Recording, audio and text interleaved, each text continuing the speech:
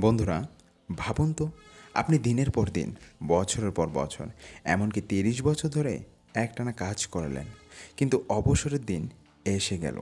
হাতে রইল না কোনো পেনশন, নেই কোনো স্থায়ী চাকরির নিশ্চয়তা, নেই ন্যূনতম আর্থিক সুরক্ষা। এমন জীবন কল্পনা করাই কষ্টের। অথচ এই দুঃখজনক বাস্তবতাই আজ ভোগ করছেন আমাদের রাজ্যের হাজার হাজার অনিয়মিত কর্মচারী। ত্রিপুরা বিধানসভায় সম্প্রতি এই বিষয়ে একটি প্রস্তাব তোলা হয়।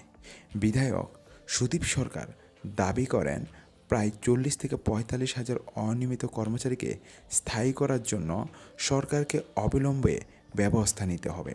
কিন্তু দুঃখের বিষয় হলো, এই প্রস্তাব সরকার সরাসরি খারিজ করে দিয়েছে। বলা হয়েছে, অনিয়মিত কর্মচারীদের নিয়মিতকরণের প্রক্রিয়া বহু আগেই বন্ধ হয়ে গেছে। কিন্তু এখানে শেষ নয়।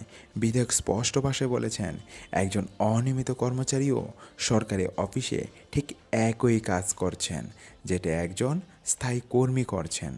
অথচ বেতনে, সুযোগ সুবিধায়, ভবিষ্যৎ নিরাপত্তায় তারা পড়ে আছেন বৈষম্যের শিকার হয়ে। এটি একেবারেই সাংবিধানিক মৌলিক অধিকারের পরিপন্থী।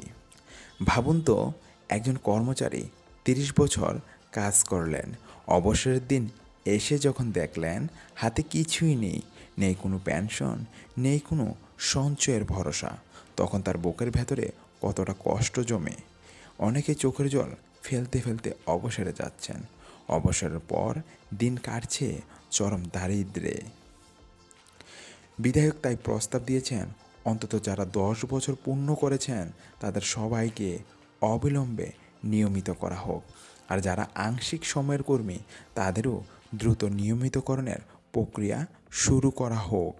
একই সাথে খালি থাকা স্থায়ী পদগুলো পূরণ করতে হবে জরুরিভাবে। তো বন্ধুরা, বিষয়টা কেবল একটি চাকরির নয়, বিষয়টা হলো সম্মান, ন্যায্যতা আর ভবিষ্যতের নিশ্চয়তা। এই সমস্যার সমাধান না হলে হাজার হাজার পরিবার বছরের পর বছর একই অনিশ্চয়তার মধ্যে পড়ে থাকবে। আপনারা এই বিষয়ে কি মনে করেন?